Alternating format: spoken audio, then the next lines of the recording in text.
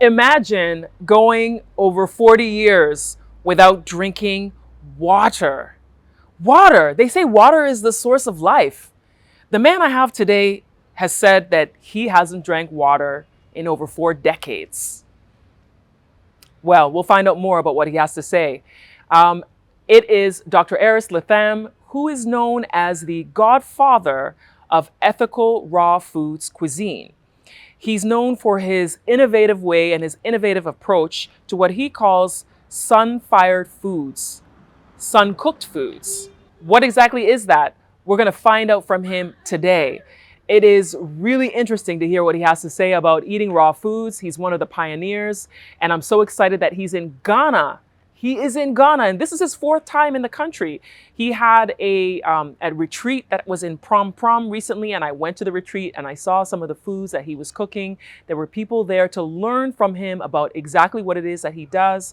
He has a huge following. If you've never heard of him before, today is the day that you're going to learn about what he has to say about eating raw foods.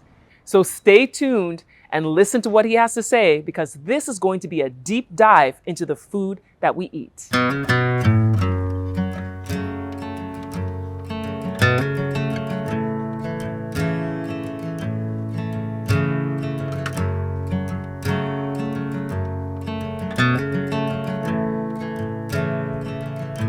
Dr. Aris Latham is an internationally acclaimed raw food trailblazer, and he's back in Ghana for the 4th time as part of a health and wellness retreat at the Ohoto Healing and Wellness Home in Prom, about an hour outside of Accra.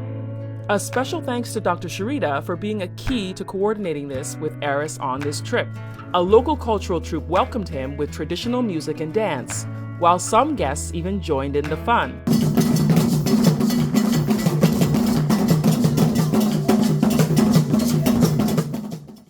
He prepared a sun-fired royal feast, all made from fruits and vegetables. Nothing was cooked, nothing was fried. After eating his sun-fired cuisine, I wanted to speak with him to learn more about his journey. So we met a few days later so we can have an in-depth conversation about his journey to becoming one of the world's most highly regarded raw food advocates. Today, I'm with Dr. Aris Latham, who is known worldwide as the person who started this raw food movement. He is known as the first ethical raw food cuisine chef or expert. We hear so much about people talking about eating raw. This is somebody who has been living it and doing it for more than 4 decades or almost 5 decades. A half a century. Half a century, 5 decades, 50 years. Imagine changing your life and changing your health with how you eat. And I'm so excited that you're here in Ghana and I get a chance to talk to you and share your message with other people, because many of us are struggling with our health, with our decisions on what we eat and how it affects us. So thank you so much for taking the time out of your schedule today. You're welcome. Thanks for inviting me. Thank you. Now, you have been doing this, as you said, for half a century. Is this something that your family has been doing and that's made you learn it? Or was there a pivotal moment in your life? Because you're from Panama. I was born in Panama. Born in Panama. Yes. And were you raised in an environment where this was a thing? Okay. Well, within the context of the era in which I was born in, the point was all fresh. So I've maintained it, continuously fresh for now, we're talking 77 years of being on the planet. So my grandmother, well, I should say it really goes back to my great-grandmother, who was from India, she was raised in Jamaica. And my grandmother from Barbados, and then my mother growing up in their kitchen is what did it all, So I'm born in 1947, and we're in Panama on the U.S. Panama Canal Zone, living in quarters, workers' quarters, and it's apartheid, Jim Crow, and my grandfather was a digger, one of those brothers who actually built the Panama Canal Oh, with picks really? and shovel. Oh, Right. So we didn't have privilege because he was paid in silver coins rather Right. than gold coins okay. as the workers that came from the U.S. And also we, as foreigners in Panama, being second generation, my parents were born there, into this contribution to humanity, building a canal for the world. Just like many of the other monuments we've built for the world. So in the commissary, we could only go through the silver door because he was paid in silver coins. And so, which means we could not eat high on the hog. So we had to get a pigtail to make sure everybody in the family got a taste of it rather than a slice of the chop. Right. Right. So that made it, really possible for us to have to maintain fresh. So it was about, during those times, the coal pot. Then we graduated to the kerosene stove, and it was definitely the ice box. We never moved up to the refrigerator level. Right. So, whatever we were eating for the day, fresh catch or fresh harvest, we had to consume it that day and get another load the next day. Right. So they in their own rights, they were griots, and the tradition, shifted to me in my generation. And so growing up in that setting for 17 years, I had a very strong foundation as I started my first food business when I was 12. Really? Yeah. What were you doing? Selling mangoes outside the street, in front of the school, and oranges and crab, whatever was in season, rather than sitting in the classroom. So you were learning entrepreneurship very early in your life. Absolutely. Yeah. We're talking self-defense. Yeah. Okay, And, that's good. So basically growing up now in inner city, Bed-Stuy, at the age of 17. So from Panama, you moved to New York. At the age of 17. What made you decide to go to New York, or was it the family that moved? Yeah, I looked into our background, and we're Fulani. So we've been journeying for centuries. Now that you say it, you do have a Fulani look. Now that you say it, because I've met Fulani people, and yes. Yeah. So Panama was the stop during my grandparents' generation, and we move on. We got visas to Brooklyn, to the next stop. Okay. So we've been on the journey, and so I'm in Ghana today. This is the next step on my journey. When you went to New York, did you continue with the fresh food eating, with the habits? Well, no. This is where the gap comes in. Okay, I want to hear about this gap. This is the gap, So I got introduced to Sloppy Joe. Oh yeah, Sloppy Joe's. That's the ground beef that's made.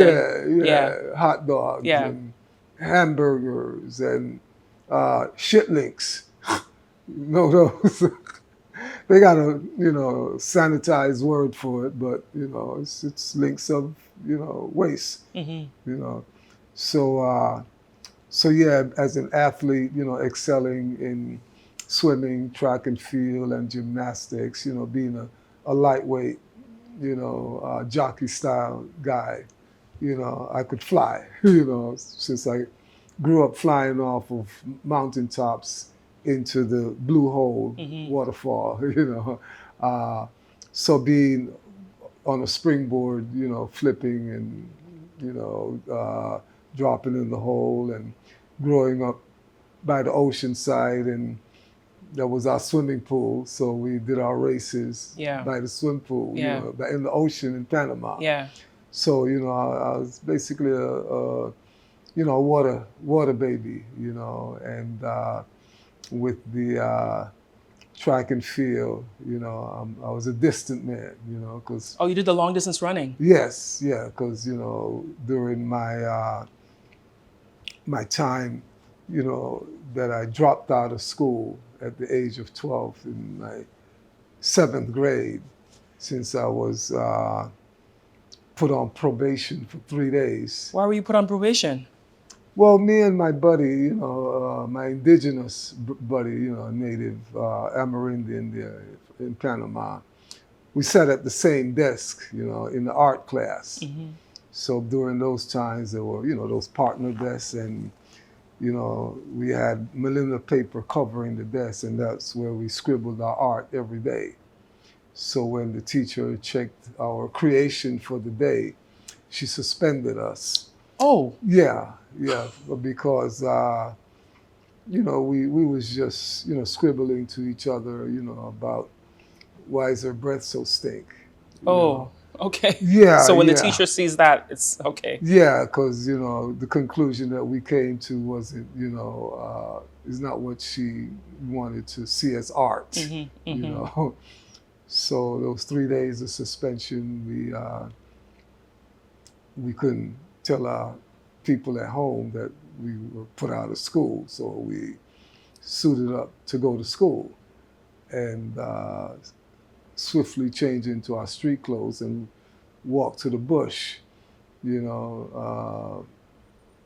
I'm looking at it now today, it's probably about a 20-mile walk. Oh, wow. To the bush. Yeah. To come back with whatever was in season, a sack of mango, and just the only place we knew was the school grounds. So we just sat out there in front of school and sold mangoes, and it was very successful for 3 days. We really.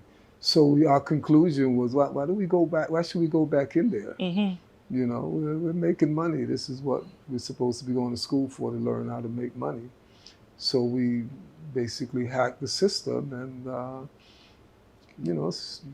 stayed and built our entrepreneurship. Okay. Yeah. Okay. So this gap of, so going back to when you talked about being introduced to the foods that are not really good for us, the sloppy joes and the hot dogs and all that stuff, were you noticing it change how you felt when you were eating those, or you didn't really pay attention until maybe a few years later after consuming that type of food? Yeah, when I was eating it, I was in it. You name it, candy yam and, collard greens and, chopped steak and all this stuff going on, And yeah, of course, also being there in inner city, that's what it was. That's what was in my neighborhood. And then at school in the cafeteria, yeah, we, sloppy Joe, it's how they serve you in those cafeterias, slop, literally. So, but it was good. It was good. But so I went on and did my thing, and again excelled in, sports. Got my varsity letters in all 3 disciplines, and on my way to heading for Morehouse, scholarship for Morehouse, track and field, swimmer, gymnast and everything. But something happened in that last year. What happened? My stamina and my grades, started, wasn't working as an athlete. So I didn't make my varsity letter. Oh. So I didn't get the scholarship. Oh. But I was determined to go away to college. So, I got away to go to community college, and I chose to go in a borough in New York that was far away from my neighborhood. So I had to take, a subway and a couple of buses to go to school every day. So I'm in, suburban New York City, Bayside, Queens. Okay. And it was about, the revolution, the 60s. We're talking 67, was about the revolution, and I'm smack in the middle of it, with the, Olympics in Yes. Mexico, Black Yes. Power, Yeah. and the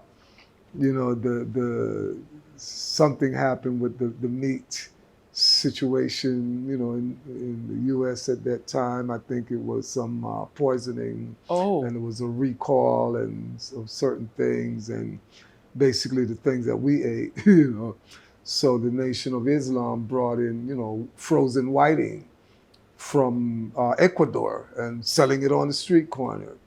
So we ate fish, for those couple of months, and I never went back, to the beef. So that was the trigger right there. Uh, Black Power movement, hippie movement, back to the land, the rice war, Vietnam war, who controlled the rice basket of the year, and hell no, we won't go, and the white radicals sitting in, Kent State University, taking over the president's office, Oh and yeah. that That's kind of. So I'm in the yeah. middle of all of this, and Martin Luther King, at the podium, all over, Were you there Uh, for some of these? no, I wasn't, not for his, Okay. But Malcolm X, down the street, in the park, and all these places. So this was my learning ground, and as a, freshly, minted revolutionary, and someone who was so passionate about my food, I got to observe the difference between what I ate growing up in the rainforest in Panama, what I ate, in the school cafeteria in Brooklyn, and on the streets, and the seeing the difference, and observing that this food is a weapon that I see in the hood, and look at what I'm seeing out here in suburbs. It's not the same apples that I'm buying at my little. So the apples in the chemist. suburbs were different than the apples you saw in Absolutely. Brooklyn. Yeah, mines were, old, dated. They weren't fresh. Yeah, the expiration date wasn't on it, but they were expired, And so as a, revolutionary, the Cuban Revolution, the Battle of Algiers, this is all going on, African liberation, apartheid, all this stuff. And so my, inroad, in the revolution was about the food. What are you eating? Sister published a little booklet, self-published, food is a weapon. And oh man, what's going on here? So in my immediate circle, I'm on the podium, Saying that food is a weapon.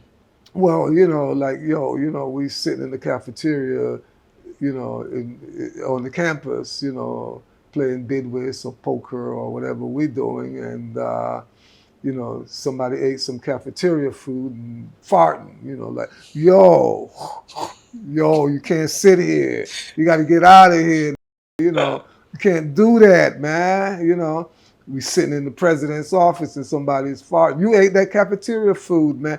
You're not a revolutionary. You got to get out of here, man. So you wasn't up with the tempo if you showing any signs of eating weapons, being weaponized, So that was the spark plug, and also, observing that I had a heart murmur because of this transition from, bush food, to don't cook tonight, called Chicken Delight, the first chicken fast food joint, and then here comes, the Twin Arches, 8 million sold, you be lining Oh yeah, up. they used to have that sign all the time at McDonald's. How many millions burgers sold? I remember seeing those signs. Yeah, and you out there trying to time it so where you could buy you could eat an historical number.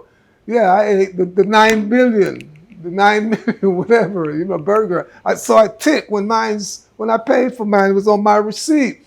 So I'm like, wait a minute, this is a distraction. What's going on, So anyway, this was it, So by 1970, I figured it out, I'm a vegetarian, You know, I'm not going that route anymore. And so, you know, we're talking 55 years now of not eating animals, you know, and, you know, trying to be hip, you know, a hippie, Mm-hmm. you know, trail mix, you know, you got your trail mix on, you're not hip, you know, like the trail mix. So, well, y'all buy this trail mix, but I don't like this. This pineapple's got sugar in them, you know, and peanuts are roasted and it tastes rancid, the oil and all this salt. I got to fix up my own trail mix. So where y'all? Oh, the health food store. Where is that?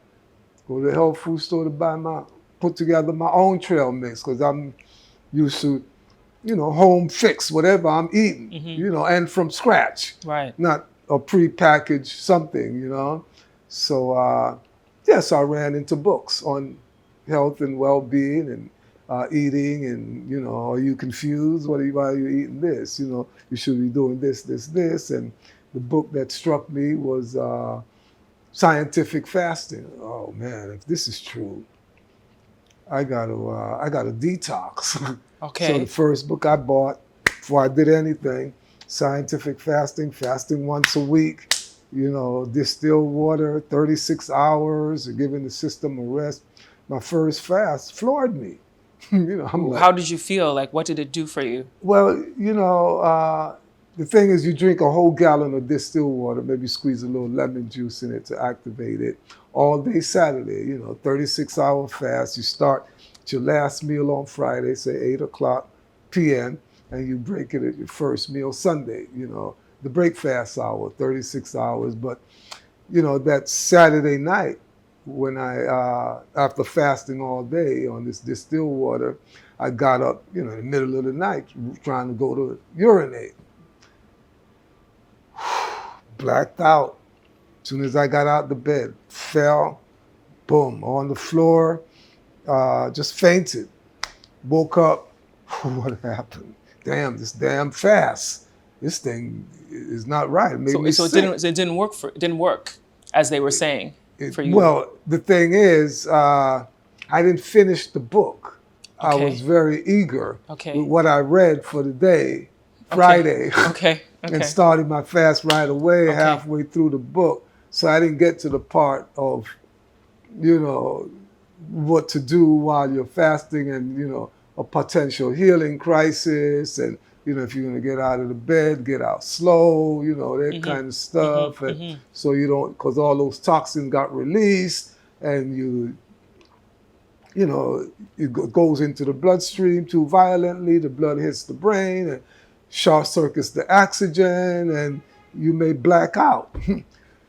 So That's what happened. yeah, so I decided, well, let me just sit down and finish this book before I try to break this fast. Because there's a section there that said how to break the fast, you know. So I made it, you know, I made it. And so now it's been, 55 years of fasting once a week, So you fast once a week. giving my system a digestive rest. Okay. Resting my digestive system once a week Okay. so that the body can focus on elimination one day for the week. Because, Okay. you know, we're eating, you know, 3 square meals a day. Right. You know, and the loads that we got on there, you know, the fish and, you know, the chips, and it's gonna take about 4 hours for each one of those meals to digest. So we're busy digesting for 12 hours every day. Mm-hmm. You know, and I'm, you know, here I am, you know, what we're talking about now, 23, you know, and I'm learning all this stuff, like brand new stuff. So I just started buying books, you know, buying everything I want to find out. I'll buy a book. Ended up with a library of 15,000 books. You know, I'm gonna get to the bottom of this. You know, this is fascinating. You know, what grandma used to do in the kitchen. This is what I got in the kitchen with grandma as a youth, like, because I mean, that was my hangout. Yeah. I'm in the bush, I'm in the rainforest. The kitchen was the joint to be, you know. So I'm sneaking in the kitchen, washing the dishes, you know, grater in the coconut, anything to get in the kitchen and watch grandma do this transformation with all this fresh stuff. And it's like, wow, you know, and the family, you know, we all in there, you know, with the pot of soup, the rundown, whatever, you know. So the kitchen was my place to be, you know. And so seeing this and growing up like this and seeing the difference, and I'll start reading, and you know, oh, this is why I had the heart murmur. This is why I couldn't deal with my athletics anymore, you know. So immediately, this, you know, self mastery, you know, program to teach myself, get the facts, get the information, the scientific, you know, reasoning behind why, you know, every Saturday, you know, like traditionally in traditional African societies, it's market day, you know, Yeah. and you know, we're in Panama, you know, the U.S. Panama Canal Zone, you know, U.S. territory, but you know, this is like 1903 they started building this canal, you know, and you know, people came from all over the Caribbean, the Antilles, you know, the Afro-Antillians, you know, coming. This was like the migrant spot for 1903. You know, I think like 60,000 people came to Panama looking for a job, mostly from the English-speaking Caribbean. But yeah, but no, they came from Curacao, they came from Brazil, they came from all over, Haiti, Dominican Republic, everywhere.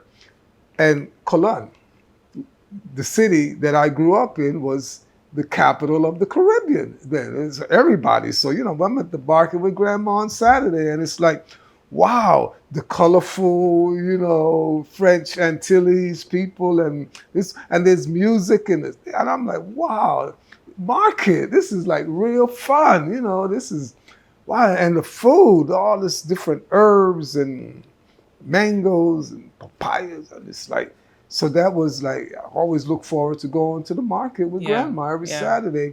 But Grandma was pulling an interesting one on the family. What was that? Every morning, Saturday morning, before we got out to go to the market, bright and early, she gets up and put on a big pot of soup. Yeah. And, you know, all the leftovers from the week, you know, the dumpling with the whatever flour was left, you know, the little piece of yam. Everything goes in the soup. Anything went in that soup, you know, clear the deck, you know, because she's shopping today and it's going to be abundance, you know. So basically, she just set up a big pot of broth, you know, with a little bit of odds and ends. And, you know, there were about 50 of us in the household. Yeah. That's a lot of people. Yeah, because my grandparents had 9 children. Okay. Yeah, so, and we were privileged, you know, we on the Canal Zone. We got quarters, you know, I got quarters, workers' quarters. I got to Brooklyn, I thought we were living in projects, you know. I mean, yeah, but everybody else is in Colón, the big city in the Republic of Panama. But we Zonians, you know, next step from being Americans, you know. So we're like, yo, man, you know, we up. So anyway, my, you know, uncles and aunts, you know, whoever got married, they brought their spouse home, you know, because otherwise they in Panama City in a little one room, you know, hut or shack or whatever. So you're all living together as one big family. Right. Yeah. So they all had big clans, just like my grandmother and everybody had a whole bunch of babies in the house. And so a good 50 or so of us in there anytime. And Grandma's doing the cook up. So it's always, you know, so I'm like, nah, I'm not playing. I'm in the kitchen, you know. So a lot of her cooking inspired some of the things you do today? Oh, it's the foundation. It's the roots, you know. And growing up and, you know, traveling to Africa and finding out the whole thing of the oral historian, you know, the griot, you know. So she was a griot, you know, and I'm learning, I'm in there with her, you know. And again, even with my great-grandparents, you know, it was pretty much the same thing, you know. They're in the 70s and I'm like 7, 8 years old. I'm with them and, you know, but I noticed, you know, they were both blind. Both my grandparents, yeah. They were? Great-grandparents, yeah. Okay, their great-grandparents were blind. So that was another part of that was my father's part of the family. Okay. You know, they were from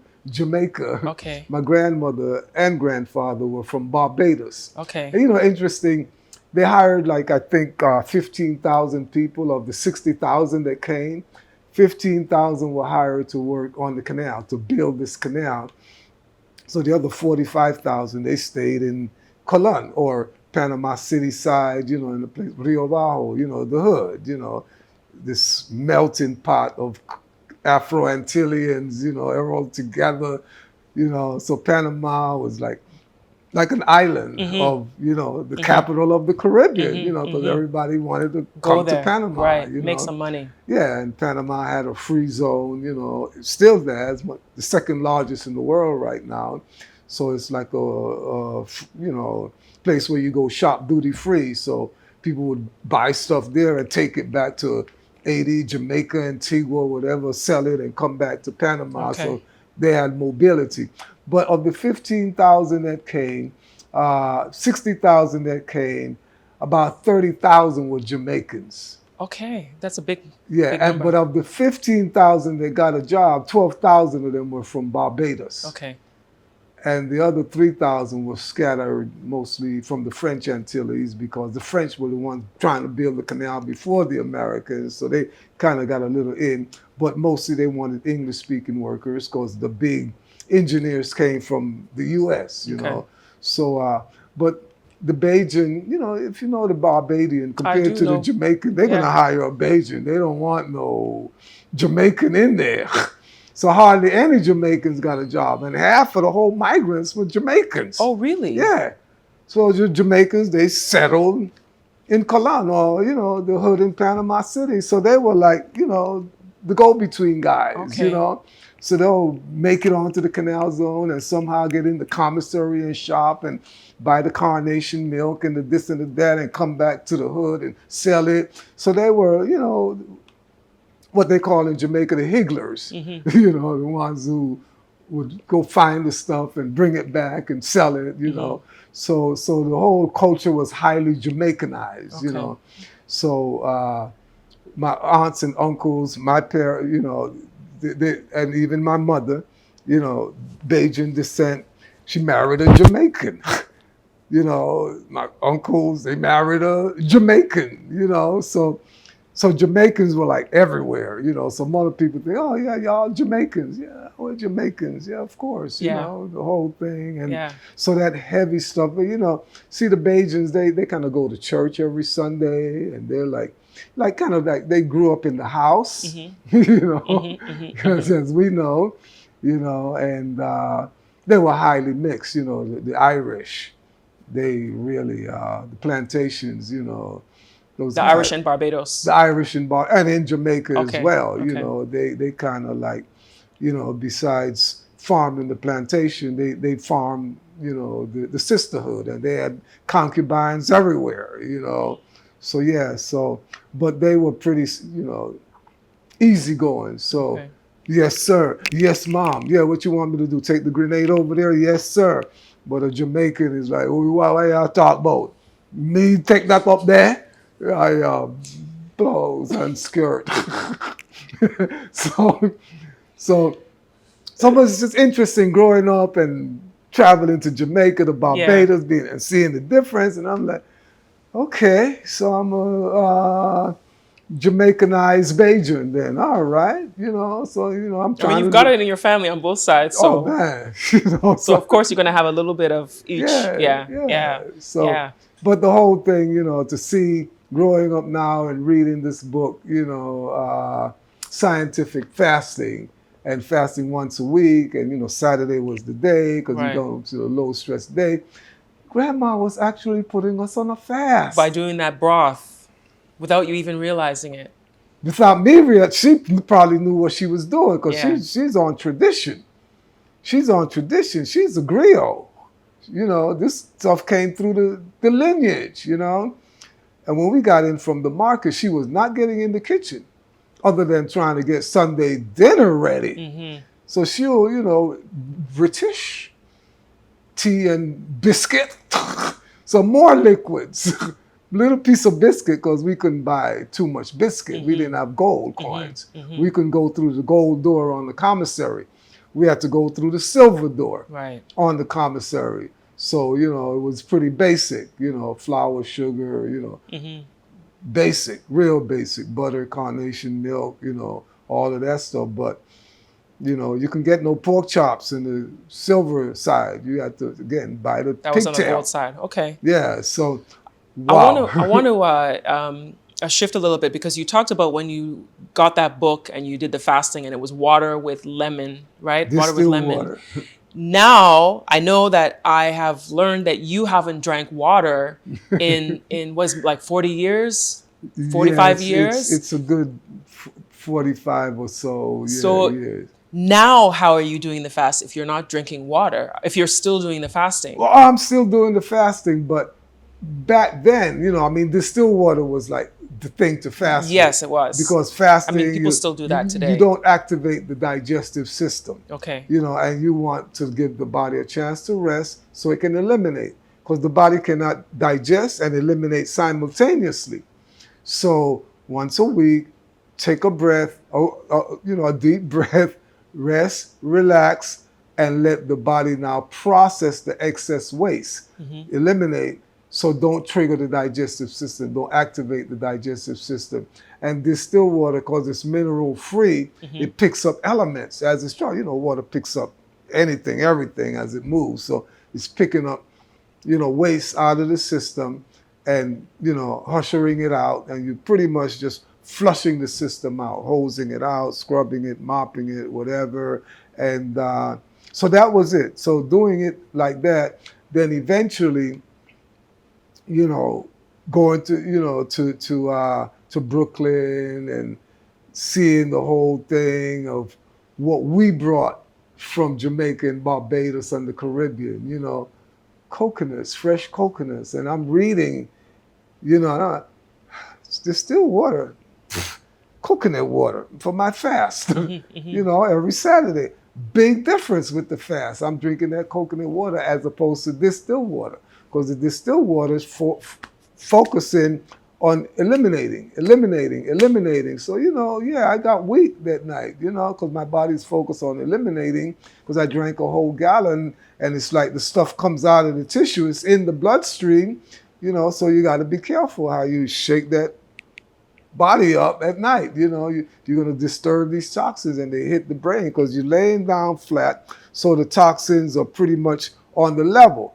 But you stand up now the body has to pump up. You know, it's like gravity, water. So now that there's, wow. So the whole dynamics of learning how the body works by doing this, and my 15,000 books that I accumulated over like a period of a good 10 years, you know, I'm like, yeah, I'm getting to the bottom of this, you know. So 6 years later, after, you know, becoming a vegetarian, no more cooked food, no raw, you know, all raw food, and hence no more water. So I'm switching from distilled water now to coconut water. And this is when I realized, you know, wow, that water was empty. That distilled water, you know, it's blank.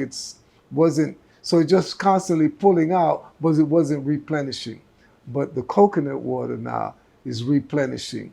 So I'm releasing toxins. The coconut water is going in there, going in the tissues, plucking the toxins out of the tissues, putting it in the bloodstream, moving it out, and the coconut water would, you know, stimulate peristaltic movement. You know, you can have bowel movement but with the distilled, I wasn't having none, you know. So just coconut water now, no water from the bottle, because you see lots of people buy bottled water. Around the world, we have bottled water. So Look, you don't drink any bottled water. As It's Malcolm all... X would say, you've been had. Water. Water dilutes everything it comes in contact with, even us. So to fall into this, you know, stuff about drinking 8 glasses of water a day, you are diluting your life. Water dilutes everything, including us. You are diluting your life. Water only hydrates. We're talking H2O. It only hydrates. So I do drink water. My water comes from a plant. It is structured H3O2.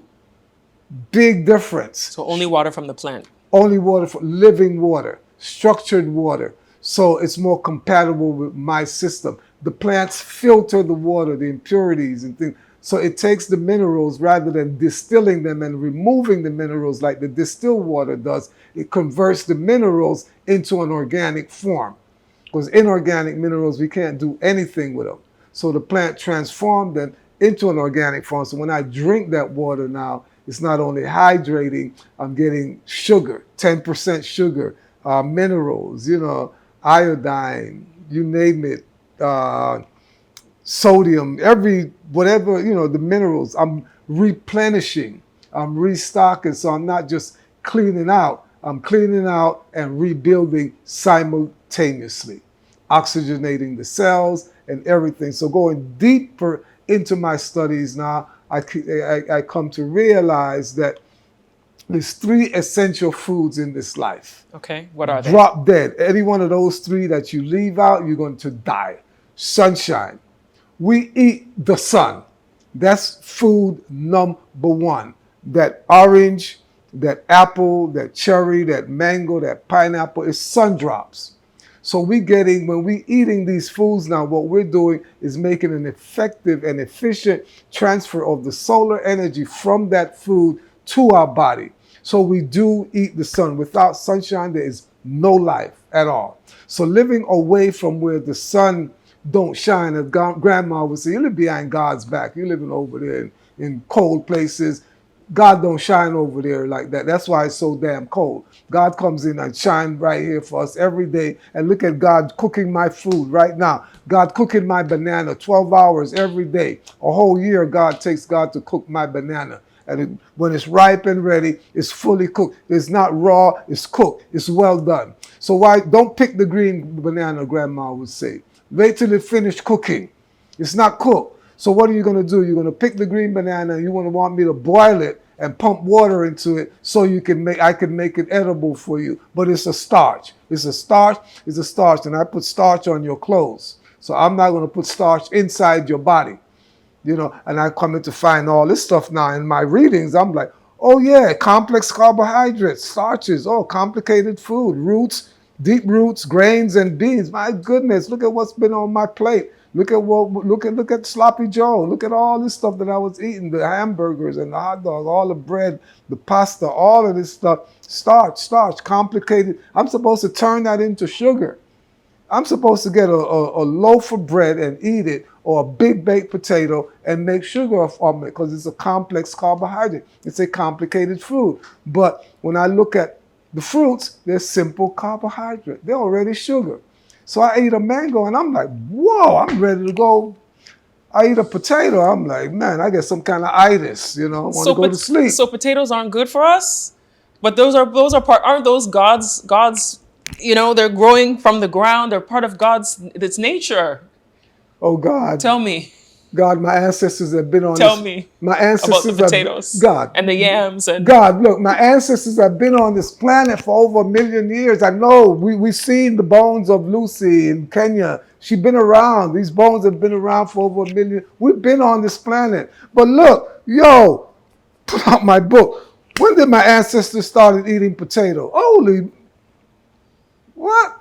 7,000 years ago. Yeah, the Incas in Peru, they got 100 different types of potato. Oh, so we've been experimenting, God, with trying to eat potatoes? Potatoes are not food? We've been here 1 million years and it's only been 7,000 years we've been eating potato? What about corn? Corn, wow. What about fonio? Fonio, Africa, 6,000 years we've been eating fonio. And we've been living in Africa for over 1 million years. Experiment? Are we guinea pigs or something? Who brought this fonio? Where did this fonio came from? So is fonio not good for us? I love fonio. I thought fonio was full of enriched nutrients. A farmer once told me that fonio had enough nutrients to cure malnutrition in northern Ghana. Fonio the seed. Fonio the grain. Okay. That grain, based on my studies, looking at it, number 1, that grain is starch. Mm-hmm. It is complex carbohydrate. It's complicated sugar. So to get all of these nutrients that fonio is full of, we have to digest that fonio. And how do we do that? Well, if we cook it, we're not going to digest it because we Okay. kill the digestive enzyme in it that would actually turn the fonio from complicated. Being complex carbohydrate means it's complicated. Means that I have to turn my body into a refinery and make sugar from fonio after it's digested. So But if I cook the fonio, I destroy the digestive enzyme that's in the fonio okay. that will turn it into sugar because enzymes are heat sensitive. Enzymes are catalysts, protein catalysts that would ignite, and it breaks down the food so that now that fonio, when it's digested, it becomes simple carbohydrate. It's a sugar, and you can use that now and generate energy.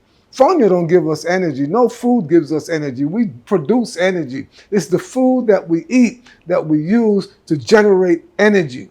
So once the fonio is cooked, it is not going to digest so easy. So should we eat fonio raw? Or we don't eat it at all? Well, fonio is a seed. That seed, behold, for I've given unto you the seed yielding trees, and unto you that those shall be your meat. But how are we supposed to scientifically now transfer the solar energy from the fonio, essential food number one, the sun? How are we supposed to get that sun out of the fonio? Essential food number two, oxygen. Our first breath is the breaking of our fast. Our last breath in life is our last supper. We eat oxygen. We are oxygen tank. So we need to get oxygen out of our food. Fonio has oxygen in it, okay? In a grain form, wow. And essential food number three, water, living water from plants, coconut water, watermelon, melon flavored water, pineapple water, orange water. So fonio has none of those three active that we could do. So we have to now transform the fonio. Fonio is a seed for cereal grass. We're supposed to plant that fonio seed and let it grow up into a grass. And we can use that grass to get the nutrients from it. Well, the sunshine, because it's been out there in the sun now. It wasn't in a bag. It's been out there in the sun, and you see the chlorophyll. You're getting the minerals now in the fonio. You're getting the oxygen. Grass is oxygen. You're extracting oxygen. This is the grasses. They clean up our carbon and give us back oxygen. But we're eating the starch, the glue from the fonio. And we now are supposed to actually turn it into sugar. But if we eat it in the grass form, it's going to be able to process. And also it's giving us water. So you have sunshine, because it's basking in the sun, oxygen and water in the grass. And they call them microgreens. Okay. So lettuce, spinach, all of these things, microgreens today. So, but we're taking cereal grass and eating them, seeds for cereal grass, and eating them as cereals. But look, 60 hours minimum, the information that I can share with you, but we're trying to condense it in 60 minutes. And I know.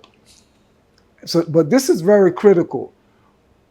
The human body, if you look up all of the complex carbohydrates, all of the starchy food, we have not been eating any one of them no longer than 10,000 years ago. We've been experimenting. But because we have the power of fire and we can boil fonio and pump water into it, we make it edible. But it's not nutritious because it's not going to digest unless you get out there like our ancestors did and work from can see to can't see, and they're out there sweating all day and they're making sugar out of it. But you're eating fonio today and you're on the computer. You couching. You're eating the potato and you're a couch potato. You're not out there trying to catch up with Usain Bolt. You need to turn your body into a refinery and make sugar as you run like a boat. But we ain't doing that today, and we still dropping the big loads of fonio on potato and rice, macaroni. You name it. Look at the gang of starch that's on our plate.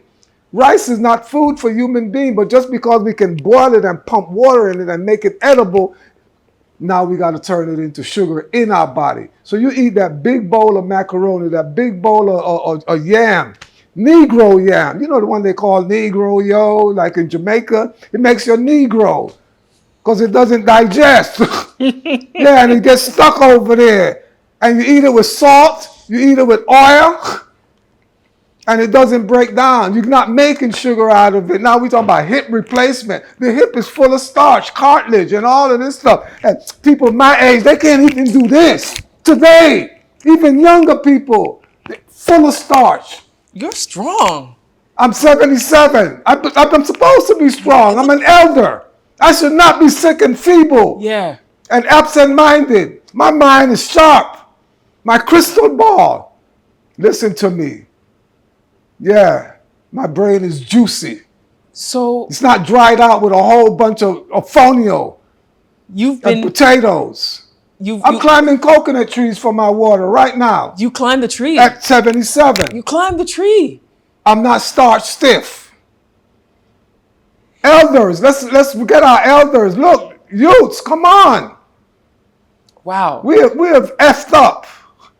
You just amazed me the way you went down with your knees and just like, because there's people who are like, I'm in my early 50s. I have friends in their 30s, 40s who can't do what you just did. Like they'll go down and be like, can't get back up. They starch stiff. And they full of starch. I don't eat starch now over 30 years. So no grains, no beans, and no deep roots. Let me ask you this question. You've been in Ghana. This is your 4th time in Ghana, right? Yes. And you've seen the cuisine in Ghana. There is a lot of starch. There are a lot of yams. There's a lot of, with the kenke, it's a lot of starch. The fufu is starch. You know, what do you think that Ghanaians need to do to improve the diets based on what you've been doing? What is your recommendation? We need to come home. We've been astray. We've been astray. We need to come home. And it's not just Ghana. There's most of Africa. The world. There's a lot of... The world. Yeah. The world is stuck on grease and fat and starch. Plastic. Fat turns into plastic cholesterol. Starch turns into cement. Calcification. Alzheimer's is a dried out brain. Starch stiff. Glaucoma, that white ring, that's starch, that's potato. Yeah, cassava, yucca starch. They take it to starch your clothes and you take it to starch our body stiff. The humpback and all of this stuff. Can't raise my arm. Oh, help me with my blouse. I can't raise my arm. Starch stiff. I got arthritis. You know, I got this. I got cramp. A young lady, 12, 15 years old, you got cramp. You're a starch addict. That's starch. And you menstruating now, you dehydrating, that starch gets dry and brittle and it crushes up and it stabs you. They call it a cramp in medical legalese. It's not the muscles that are contracting?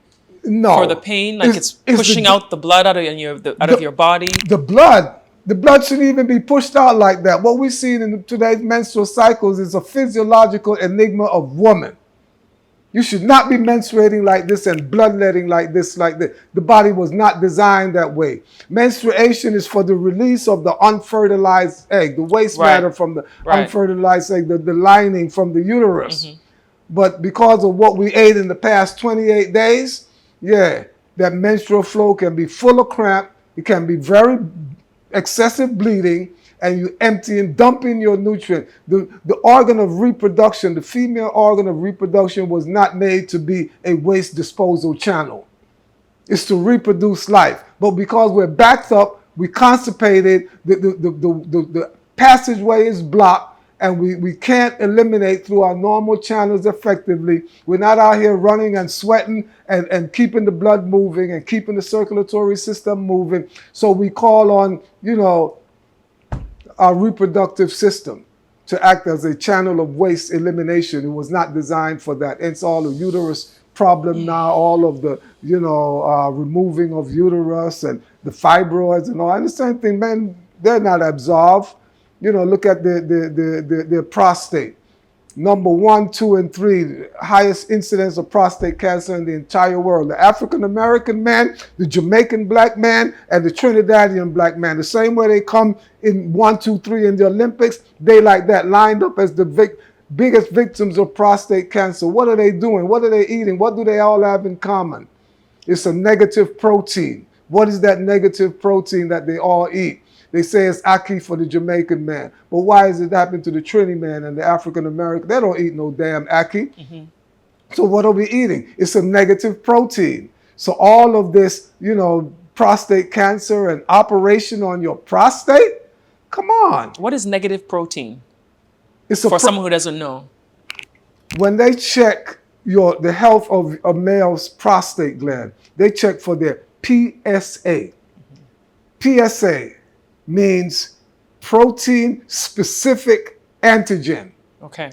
That your body trying to heal itself, because our body is self-healing. There's no drugs, there's no herbs, there's no Dr. Sebi, there's no Dr. Me that can heal anybody with herbs, with food, with medicine, nothing. The body heals itself. So you got prostate cancer, your body secretes a specific PSA, a protein-specific antigen. Your body's producing an antibody for a specific protein that you are eating, a negative protein that should not be in your system. Animal flesh, chicken, fish, whatever it is, it's a negative protein, and your body produces its own antibiotics. So that's what they measure. Normal PSA in men supposed to be 3 or 4. Mm-hmm. Woo! Nice. Yeah, you start eating all of that stuff. And also they're studying too much. Studs, they're studs. Too much sex, too much ejaculation.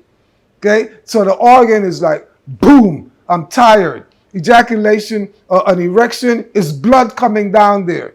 And if your blood is full of a negative protein, an animal that you're eating, when that meat goes down, when it digests, it secretes uric acid, a corrosive acid that corrodes the prostate gland, and the body tries to produce the antidote for it. So to correct itself,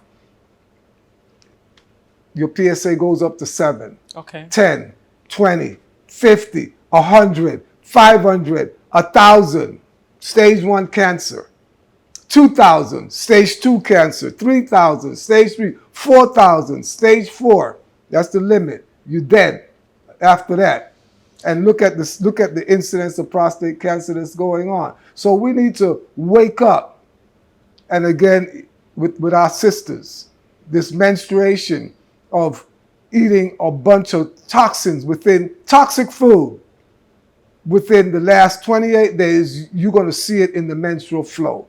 And then what about, there's women who are going through perimenopause and menopause, and I'm reading that Black women go through the symptoms more than women of other races.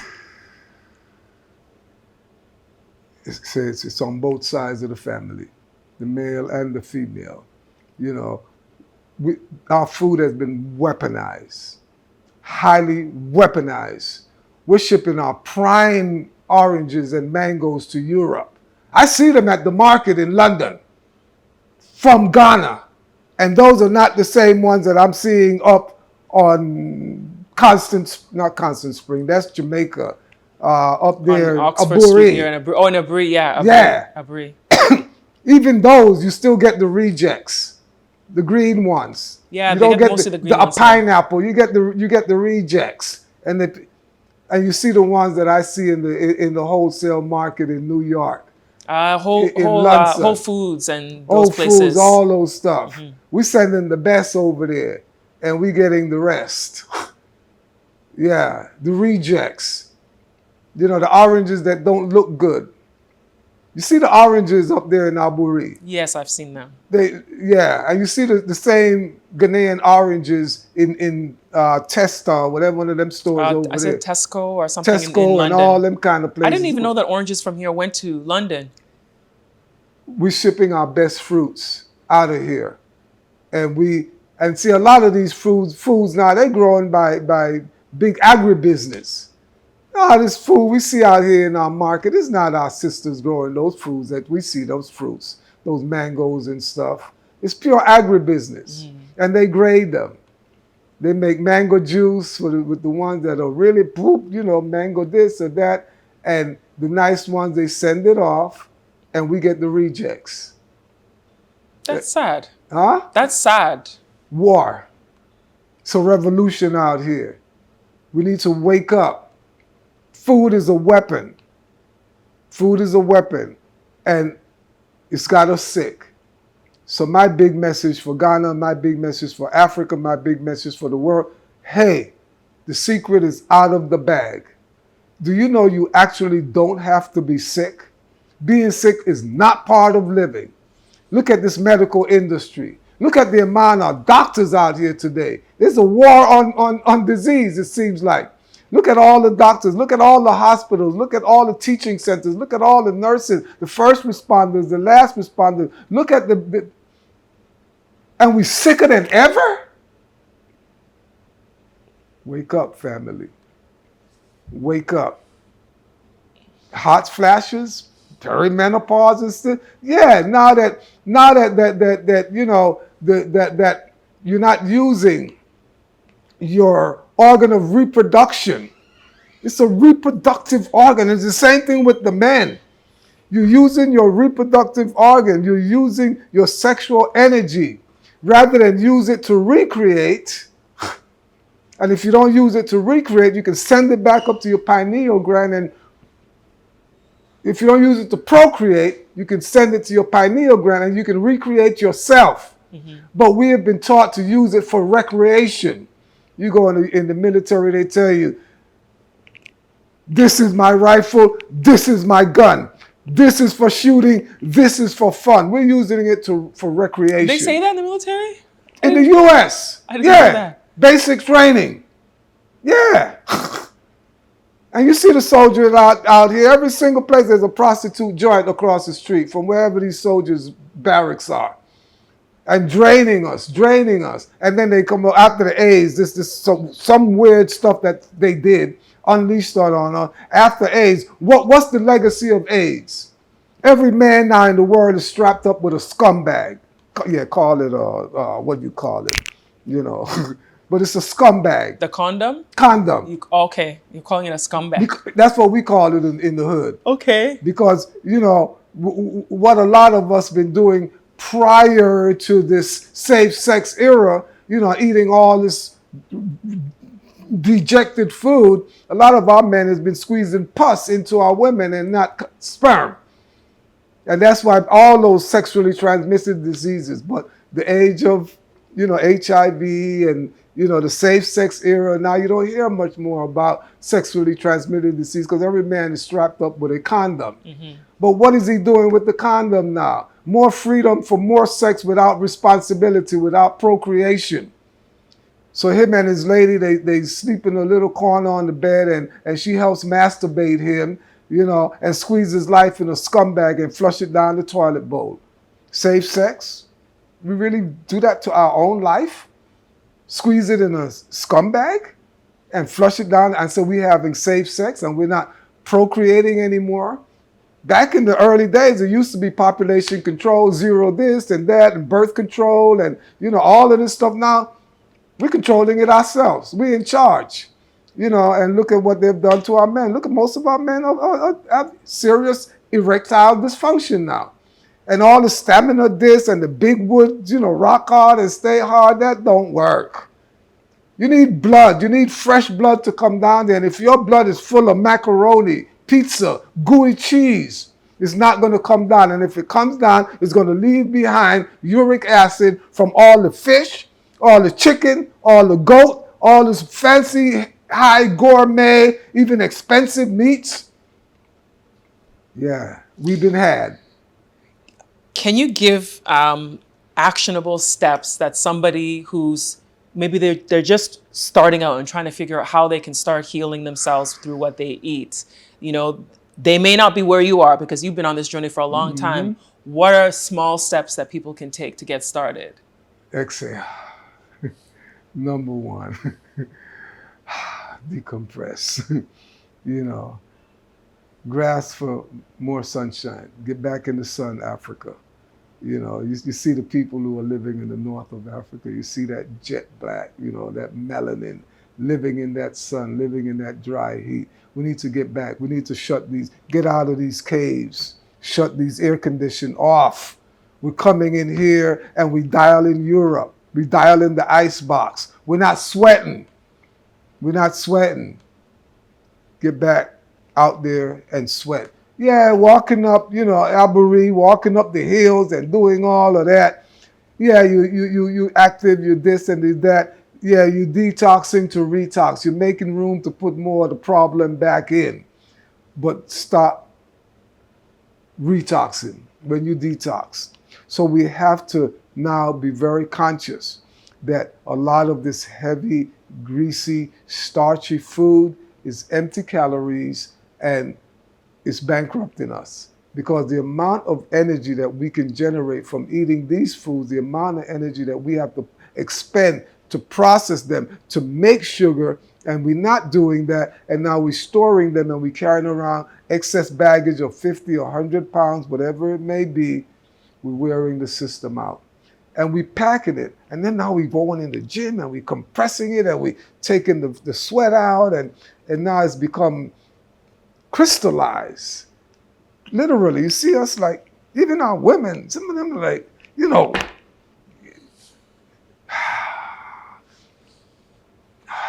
the body is 70% liquid. Mm-hmm. Let's hydrate.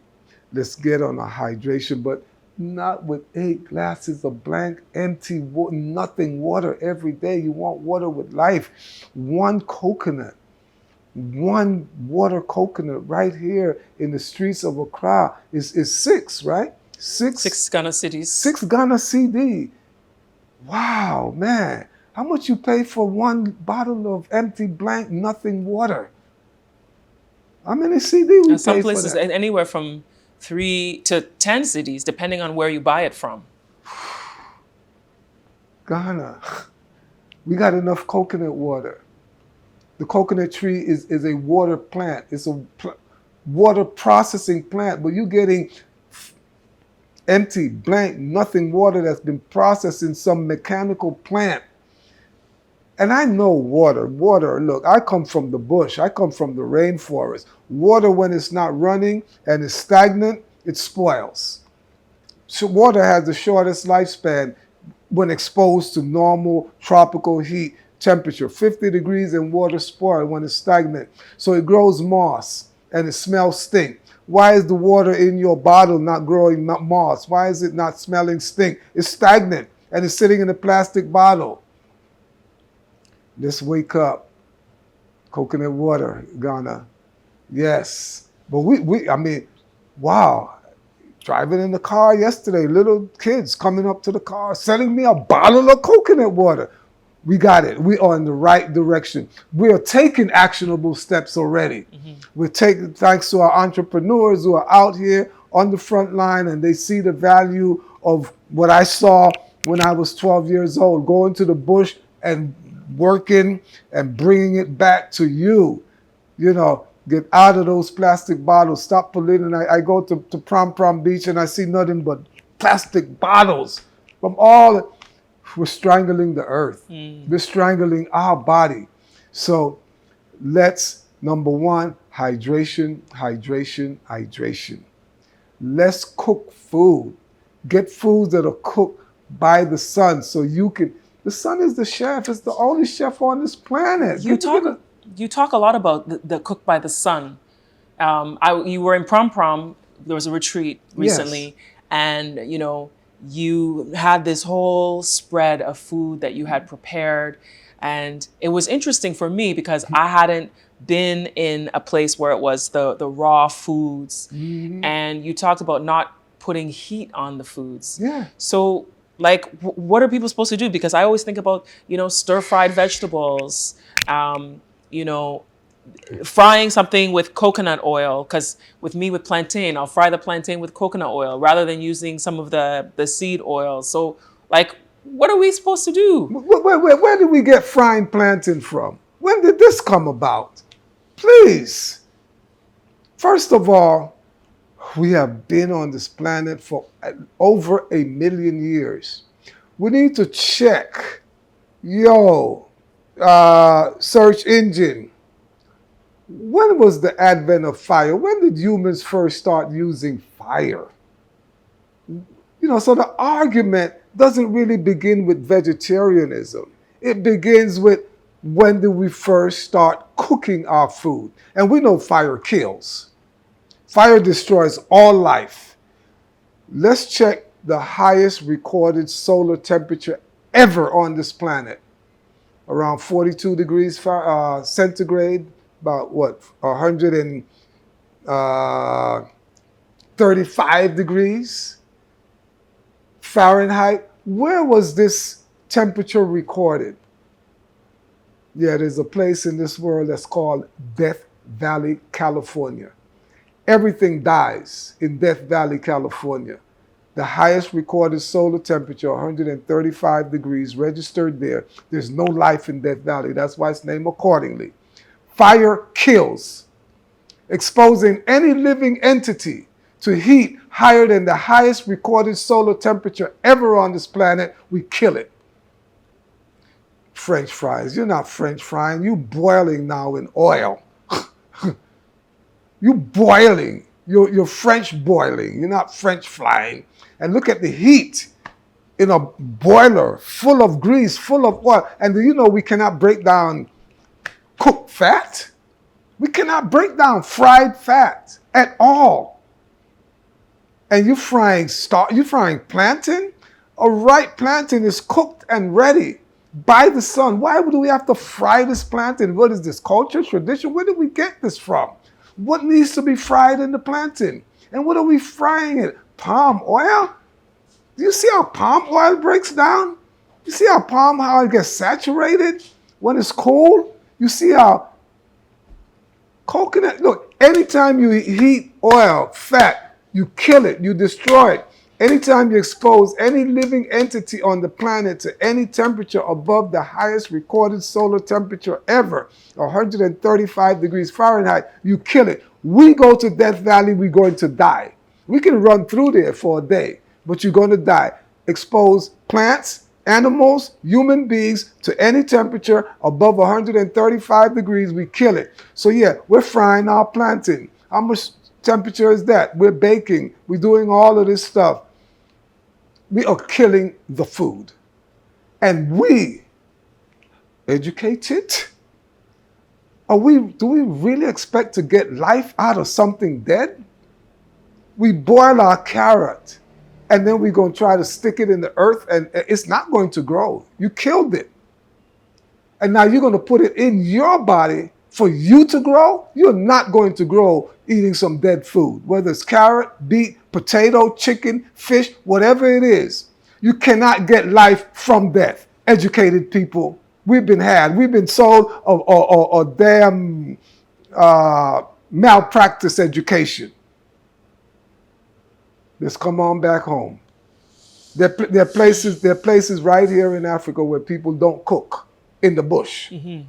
Yeah, and some of them cook by the sun. Dehydration and other things. There's certain places in Kenya right up deep down in the bush where people don't have the luxury of what we do. And we're dying. Short lifespan. Hurting. We kill that chicken, the damn chicken is going to kill us back. Unfortunately, our death is not as swift as them. We have to suffer. Reap as you sow. Cancer, all of this stuff.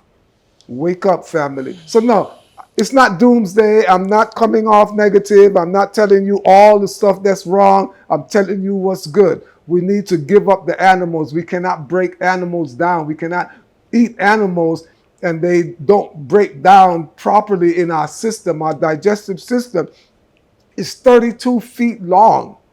Animals that eat animals, they have a short digestive system. It's no longer than the length of their body. We're 6 feet tall, maximum average. And our digestive system, that small intestinal thing that winds and turns and curls and the food has to transit through that. And everything that we eat has to go through our bloodstream. We're going to make blood out of fried plantain? Look at that fried plantain. Oh, I'm going to turn this into blood. Look at that yam, that fufu, that kenke, all of this stuff. I got to make blood out of this. Wow, I got to digest this? How am I going to put that from tongue to anus and process it in this?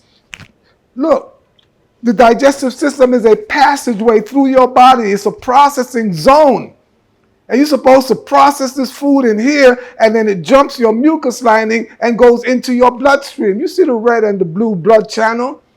Look at my hands. Look at my veins. That you see right here, these are my blue veins. This is the one coming back up to my heart. The ones that is coming from the heart, the red veins. Red blood supposed to be in there. A whole bunch of white blood cells are coming down. A whole bunch of mucus. We're stuffed up. You know, we're stuffy. Inflammation, one of the new most popular disease. This is a lot to digest. A lot of information to digest because, most of us have the habits of eating a lot of this food for most of our lives, and it's hard to get out of these habits. So, you've given some actionable steps of what we should do to get started. Fruits. Substitute your fruits for the starch. Okay. Stop trying to make sugar from rice. You have sugar in mango already, in watermelon, bananas, fat, cooked, fatty stuff like that, animal protein, trying to get protein. Protein or building block. So you can get that from your seeds. Your Proteins. Nuts, protein. Yes, your seeds, the protein. You see the fat. You see this in there, the building block. But there is a process. How do we process this protein without killing it, without destroying the digestive enzymes and all of these things in here? Look, I've been acclaimed by the Oxford Encyclopedia of Food and Drink in America. They did an expose on the whole history of vegetarianism. And these people, they started with some Pythagoras or some Greek someone. No, we've been around. Pythagoras studied on the banks of the Nile. These big folks, the father of medicine, Hippocrates. Hippocrates studied on the banks of the Nile.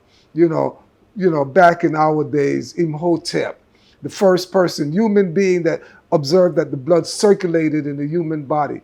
This is our father of medicine. We don't get our credit, but the Oxford Encyclopedia has credited me. They say I am the father or godfather, because I'm not the father. I'm the godfather, because I'm a griot. We got this through tradition, but I am the godfather of ethical gourmet raw food cuisine. They say in America, because that was the American edition. And everybody follows America. So I actually single-handedly, me here, this African, I created an entire cuisine. Sunfired foods that are cooked by the sun. So I have an honorary doctorate degree, a doctor of food science, for not only just developing the art of the cuisine, but also the science. I am backing it up by science. I'm not telling you just, sound bites and opinions. This is scientific. Why is it that me, at 77, not eating any animals in over 55 years. Yeah, I have a B12 deficiency, but my nerves are strong. My nerves are not broken. I'm supposed to be a B12 deficiency because I don't eat animals. I'm supposed to be a nervous wreck. My brain should be shrinking. But my brain is growing right now. This crystal ball is shining. And I'm at my peak right now. I am like, this is when we need our ancestors, right? Our elders right now in our community, 70, 77. This is what we got to bring the wisdom back home. But we see our ancestors, we see our elders in the village. They're like, oh my goodness, Come on, we need them now, so we got to stop. We got all these kids, Ghana, 70, 80%, 75%, whatever it is, the youth. Let's channel them. I'm here to set up academy, to bring this to our people, and share this here. I've been invited to India to come and live in India, move to India. They want to update their vegetarian concept of vegetarianism. In India, they say I am the Swamiji of food. Swamiji is not, I'm not the guru. I'm not the Swami. I'm the Swamiji, the god of food in India. And they want me to update their concept of vegetarianism because they got too many fat belly gurus right now. Come on. You know, they want to bring it into the 21st century. You know, all the milk and the butter, you know. Yeah, so they asked me to come and set up my academy over there and clone. Will you? 10 million. I want to do it in Africa first. I'll do it, but I'm working with them. I'm setting something up there. But we need 10 million Africans out here eating live food like this. I've offered myself up as an experiment. You know, Oxford University, Harvard University, medical school system. Tell the people how I hacked the system. Why you see me at my age, B12 deficiency, and I'm not sick. You haven't been sick in a long time. Never. Since the heart murmur. Never been sick. So like 50 years, more than 50 years. More than 50 years. Absolutely. So I hacked the system. Epigenetics is the word they use today. And you got a bunch of these biohackers trying to hack the system electronically and all this stuff with supplements and all of this stuff and selling you, you know, superfoods and all of that. We need real food. We need juicy food. We need water. We need all the stuff that we have right here. You know, it's right here. But we need to now figure out how to process it effectively and even add value to our raw material and sell it to them. We don't need to keep selling them our raw material and they send our pineapple back here in syrup in a can and stuff like that, you know, or processed with a whole bunch of sugar. So, exhale. Okay. Exhale. Okay. And what, let's say, what three foods can we create with some of these raw dishes? Because I saw what you had in Prom Prom and I was like, oh, this is interesting. That's interesting. You had this coconut pulp that, you know, was like, it was like beet colored and then there was the beet and nut burger and like, what are the things that what are three things that we can start off with that we could? Well, just with the coconut alone. Okay. 3 things we can get out of the coconut. Number 1, the fat in the coconut needs to be eaten raw, alive, not heated. The body cannot break down heated fat, as I've been saying. So making coconut milk through heat process and doing your coconut rice, boiling coconut milk down in the pot, no. First of all, modern technology. Let's embrace modern technology. You know, I have replaced the stove. I go stoveless, no stove in my kitchen. Replace the stove, the blender, the juicer, the food processor, and the dehydrators. Those are the strong pillars of the living food kitchen.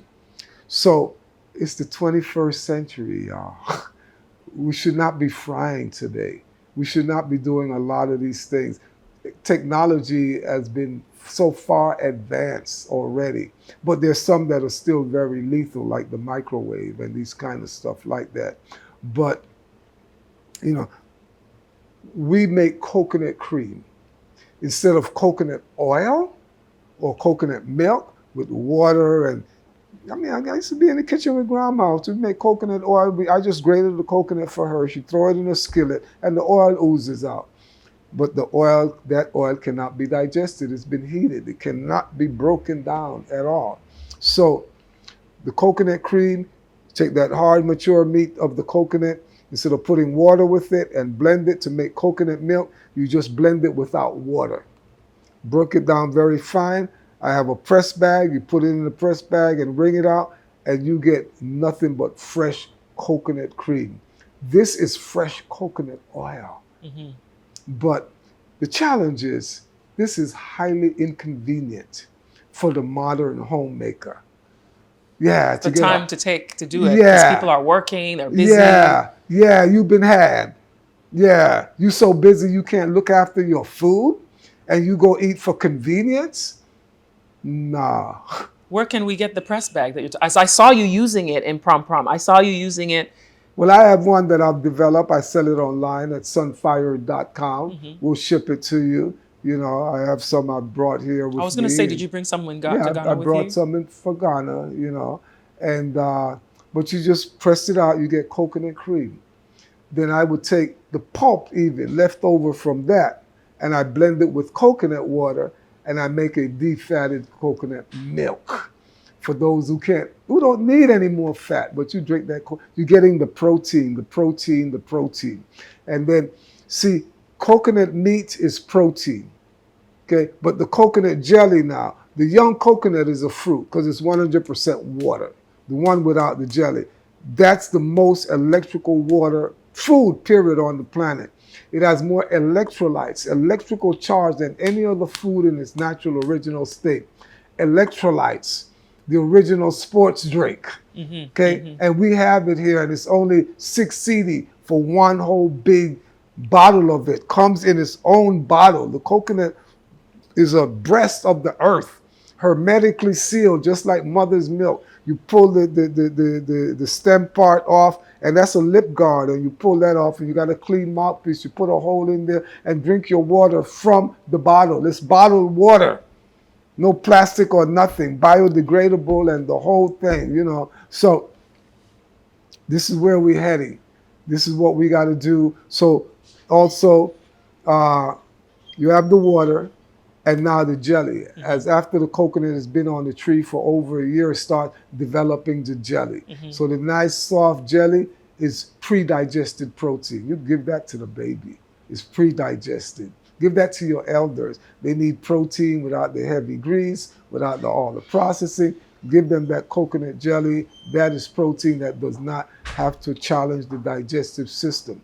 Then as the meat gets a little more mature and it's not watery, then that soft, tender jelly like that, that's have a little firmness to it, I slice it up, you know, and I put a little beet there, I put some carrot in there, some onion, I put some arugula, you know, some mustard and thing. I give it a little flavor that has that fiery, heated stuff in there, and you know, and I put some flaxseed, the linseed, so the oil from that, pre-digested, no problem. You don't have to fry the thing, and you know, and then I would fix that together in nice little strips and put it in the dehydrator, and I dehydrate it, and it comes out crispy like a bacon.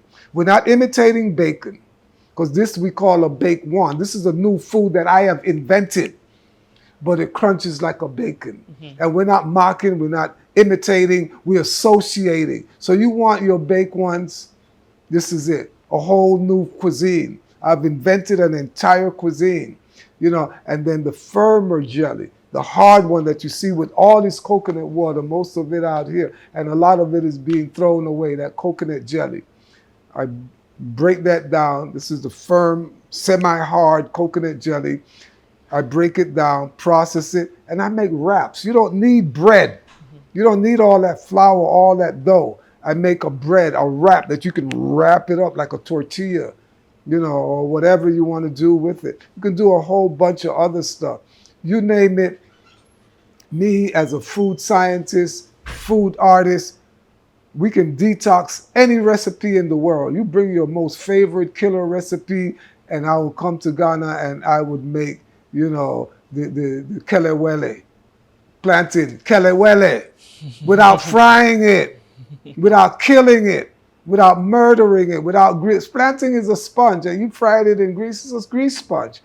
Wow, it's gonna clog you up. You know, let's come on home. You can put if you don't have a dehydrator, you can put these things to dry in the sun. We have enough sunshine here. And we can build solar dehydrators. We have the know-how to do these. So that's why I say I'm stoveless. I don't need a stove, you know. The stove, you know, it's outdated technology now. We're in the 21st century. Okay, let's come up to date, family, and let's protect our health. There's a war out here. This is self-defense. We gotta, one bite at a time, defend our life. Let's stop eating weaponized food. Okay, so they're saying by 2033, you're not going to get any more meat from analogs, from plants. I mean, from animals. They're going to be plant-based, and that's why they're prepping you right now. It's about plant-based. I'm not plant-based. If plant is the base, what they layer on it? nanoparticles, bullfrog doo-doo, all kind of stuff they put in. So I'm plant food eater, period. Not just the base. Then they come beyond meat, plant-based. We're not going beyond meat. We came here before meat. Meat is food. We've gone far enough. And now in our neighborhoods in the USA, soon they're going to bring it here. Slutty burger, meat analog, fake meat, a whole bunch of soybean that the body cannot even digest. We got a lot to catch up with, family. You and I got to get together, okay? My academy is rolling out. We're going to drop one right here in Ghana. We need it. And I'm on tour of Africa this year. I'm going to Tanzania. I'm going to South Africa. I'm going to the biggest food show in the entire world. South Africa, the last weekend of May, last weekend of July. And we're going to bring it home because we see who's perpetrating on the world stage, you know, and harness our resources, our food, and create the biggest industry food show in the world, in South Africa. So I'm going to be on stage. I'm headlining that whole conference this year. And we're going to show where it all came from. We're bringing it back to the roots. And we're going to teach them too. We're going to teach all our children, because we definitely have to stand up and take on the responsibility of being the original people. And whoever we created that has gone astray, we need to heal them too. This is for everybody, family.